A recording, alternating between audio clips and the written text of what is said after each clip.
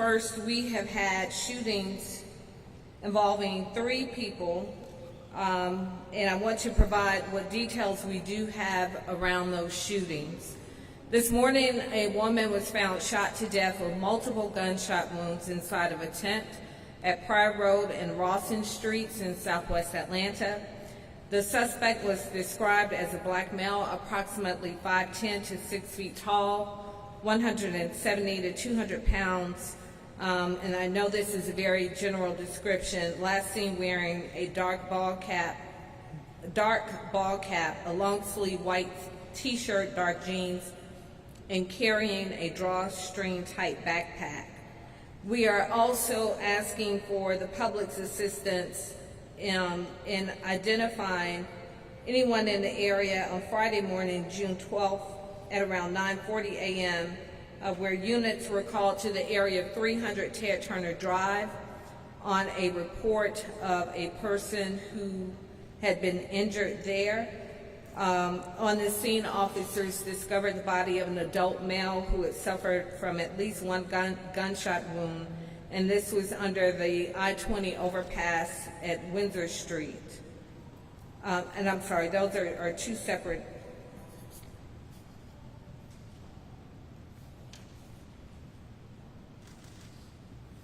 I'm going to have Captain Price clarify these locations for you, because I have Ted Turner Drive and also under the I-20 overpass at Windsor Street.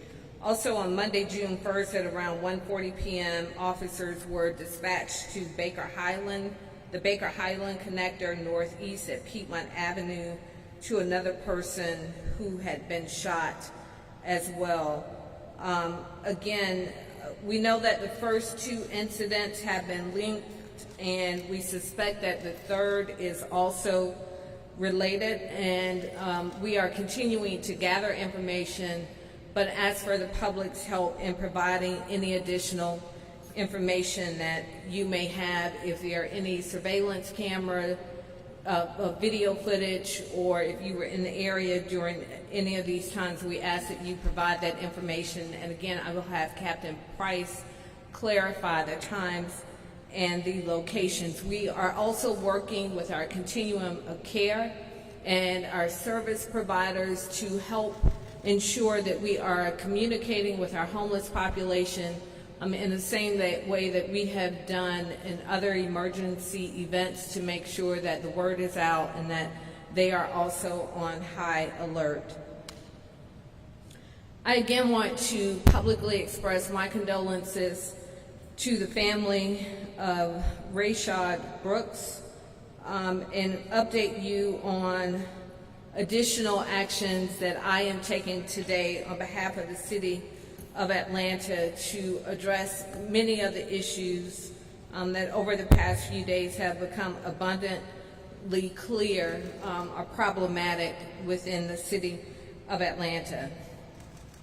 As many of you all know, over a week ago, we announced the creation of a task force, and this was in response to President Obama's challenge to cities across the country to take a proactive look at our use of force policies and to make recommendations.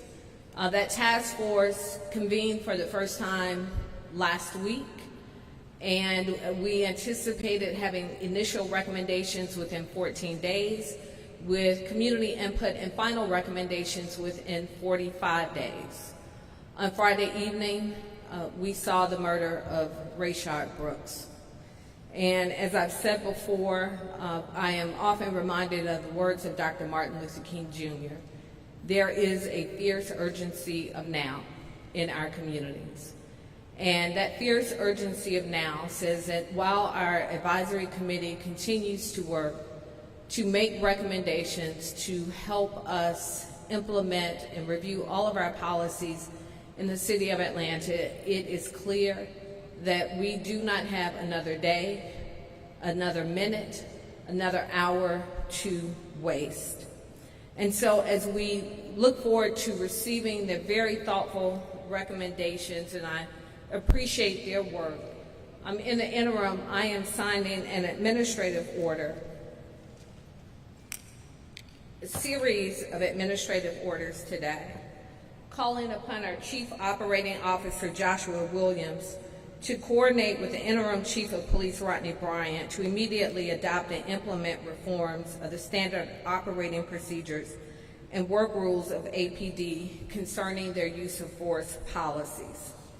Specifically, these reforms must comply with state law concerning the use of force, and they will include addressing APD's officers' response to resistance, generally and specifically regarding the use of deadly force, in accordance with the principle that officers should use only the amount of objectively reasonable force necessary to successfully protect themselves or others, to effect an arrest or to bring an incident under control when dealing with members of the community, suspects, detainees, etc.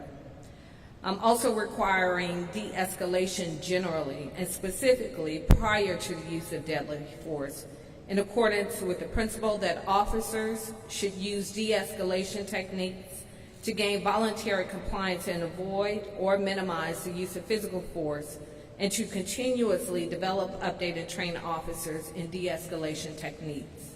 Also requiring the reporting of all uses of deadly force by a police officer to our Citizens Review Board, adopting and implementing a duty to intervene, whereby if a police officer sees another officer using force which is beyond reasonable under the circumstances, that they are duty-bound to intercede and prevent that use of force, and must immediately report the use of such force to an on-duty supervisor, and also provide lawful restrictions on when an officer may use deadly force toward a suspect who is in a moving vehicle. We understand in Atlanta and across the nation that this is the beginning of a great deal of work that lies ahead of us to make sure that we are doing all that we can do to protect our communities and to follow the principles that were set forth by the Obama-Biden administration on 21st century policing. It's very clear that our police officers are to be guardians and not warriors within our communities. We stand on the strong legacy of civil rights in this city and in this country. And it's for that reason I am also signing an additional executive order that will hopefully allow us, as we continue to grieve and show our frustration and anger as a nation, that will create the framework that will allow us to move to action. And in an effort for us to develop a succinct appeal for human rights, I am signing an administrative order that will convene a body to begin to succinctly articulate our grievances and what we see as our solutions. We hope that this will be a framework in Atlanta and possibly the nation.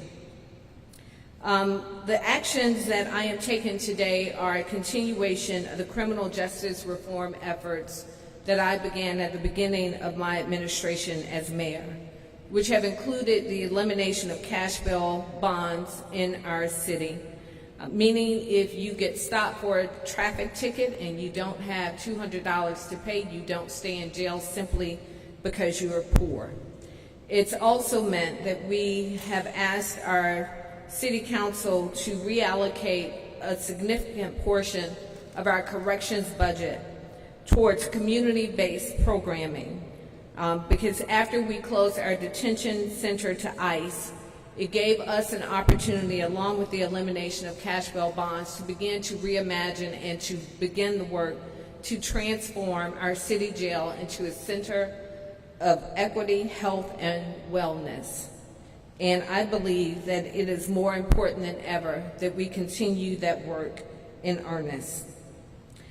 As we continue to work with our advisory council on the use of force, we expect our first recommendations by June 24th, with final recommendations by July 24th.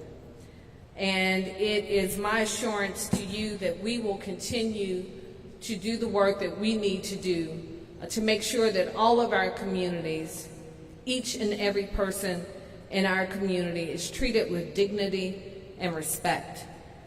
We saw the worst happen on Friday night with Mr. Brooks. It angered me and it saddened me beyond words. But I know that it is my responsibility as mayor of this great city for us to continue to work to put that anger and that sadness into action. And so this is the first of a series of actions and steps that we will take. And I look forward to continuing to work with all of our community stakeholders so that we can begin to heal as a nation and as a city. But as someone who has experienced the sudden death of a loved one, I know that there are no words and no actions that will ever bring them back and will ever fill that void. But I do hope that the public and all of our community partners know that there is a deep and abiding commitment on behalf of this administration to make sure that we're doing all that we can do so that another child does not miss the opportunity to have her father present on her birthday. So with that, I'll take any questions that you have, and I'll also turn it over to Chief Bryant and to Captain Price.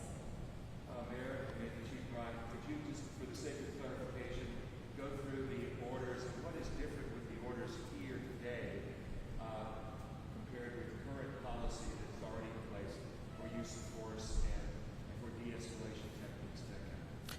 So let me just say, based on what we saw happen on Friday, it became abundantly clear very quickly that there is a need for us to take an immediate look at our training policies. So some of these policies, in my opinion, while we are speaking these policies, they are not necessarily integrated into our training. I'm going to let Chief Bryant speak in more detail on the difference on what our current standard operating procedures are and what the difference will be given this administrative order.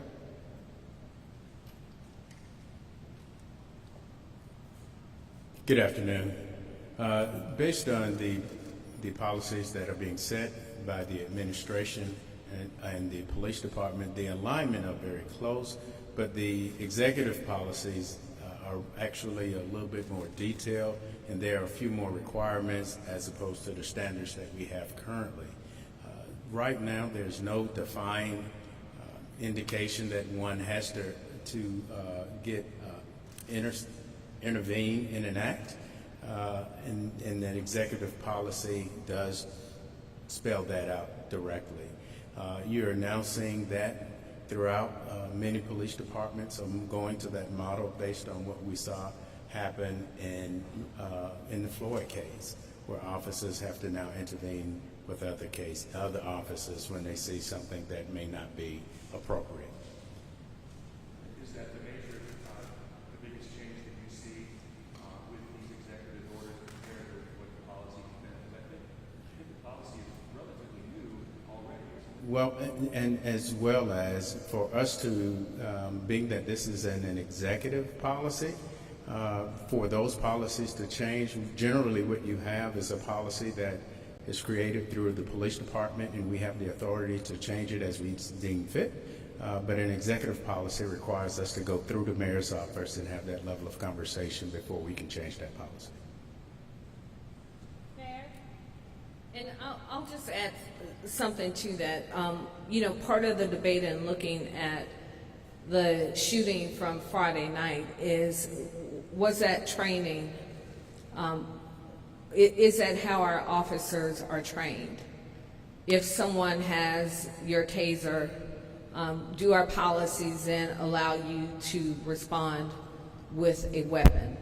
And so again, as we are taking a look at our use of force policies through our advisory committee, it is abundantly clear that through my executive powers, we need to reiterate our desire that there be de-escalation and that there not be an immediate use of force when there are other options that are available.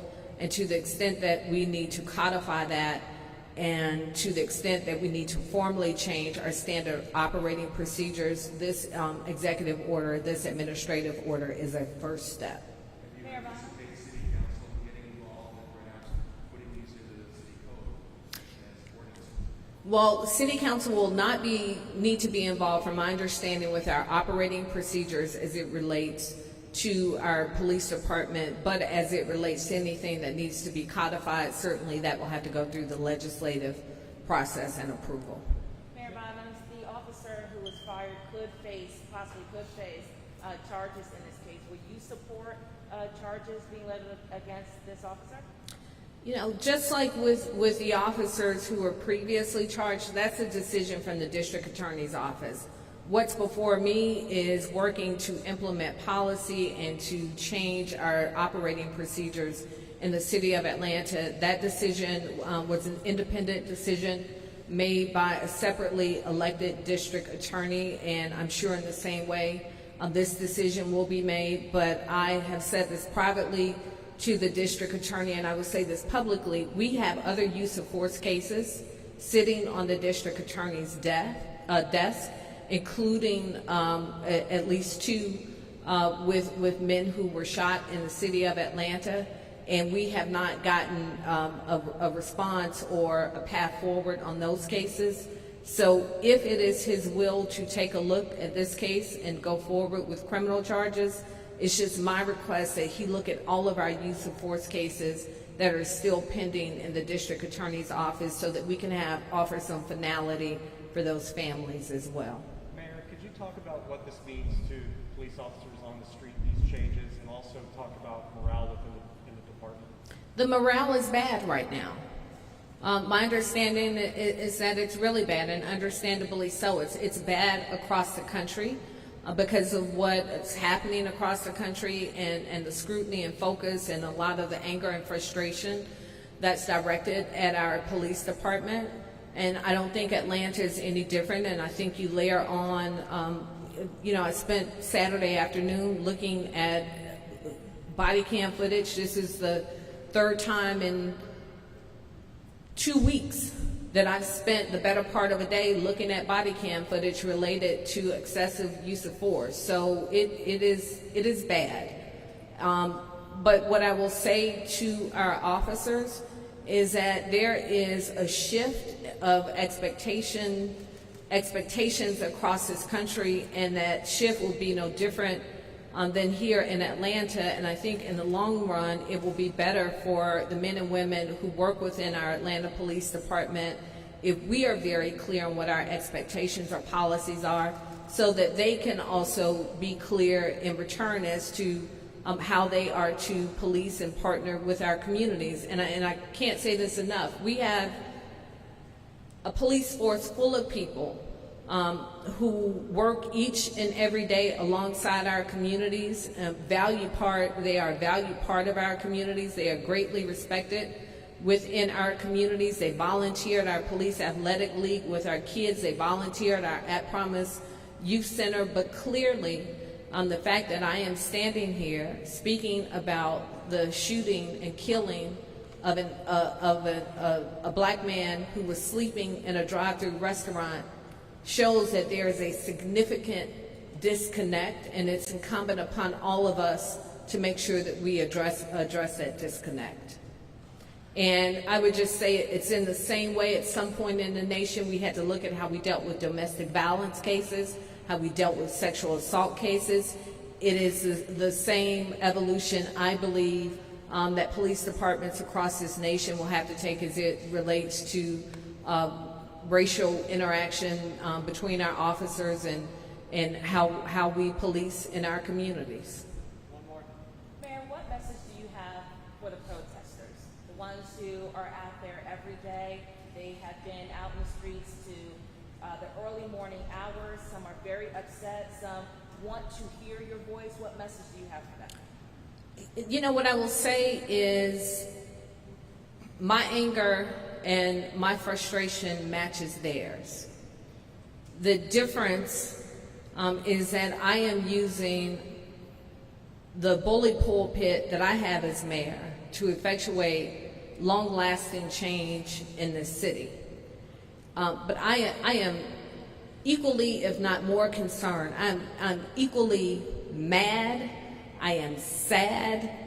The entire range of emotions. To watch Mr. Brooks on Friday night talk about wanting to go home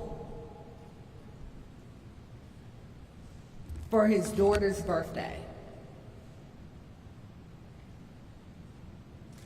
It breaks my heart. And there is nothing that I can say and that I can do as mayor that will bring him back and that will change what happened on Friday. But what it does mean is that I will continue to try each and every day to make sure it doesn't happen again. And what I will also say, and this is something that Carolyn Longbank said to me, who was part of our city council for many years and was also one of the organizers of the student movement in the 1960s. She said, stop calling them protesters. They are demonstrators. So we have to be careful the language that we speak. And by and large, we've had peaceful gatherings in this city. Burning down buildings will not get us change in the city, because if anything, it is going to erase the message, and it is going to eclipse what this is all about. And the Wendy's that was burned down, 40 people from the community who worked inside of that Wendy's, a minority-owned Wendy's. And we also have pictures that we put out of the young woman who burned down the Wendy's. And we also have a reward for her arrest, because the reality is, and I heard Joyce Shepard say this today, this is a food desert that we're standing in. That's one of the few fast food places in the entire area. So not only is an employment center gone, but also a place that somebody can go and get a salad is now gone. Those are the things that the demonstrators need to think about and call out the violence on our streets. People are frustrated. They're crying out, I'm frustrated. But there has to be a better way, because we saw it. We've seen it before. We saw it with the civil rights movement, and we saw the change that happened in this country. And it did not happen by us burning down our own communities and our cities, and it's not going to happen that way today. Man, as a mother, when you saw that family today, you saw the pain on that family's face, what struck you? Ryan, it broke my heart. I mean, I lost my father at 24, and I still cry about my daddy. And I would venture to say, when I saw him run, if you all haven't watched the entirety of that body cam video, he talked about his daughter's birthday. And the first thing I thought when he ran was that he probably didn't want to be locked up over the weekend. And I know that because I know I've had family members in that position. They get locked up on the wrong day for something stupid. It didn't have to end that way. It didn't have to end that way.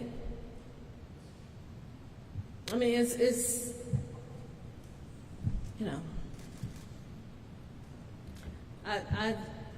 it pissed me off. It makes me sad, and I'm frustrated. And nothing I can do is going to change what happened on Friday.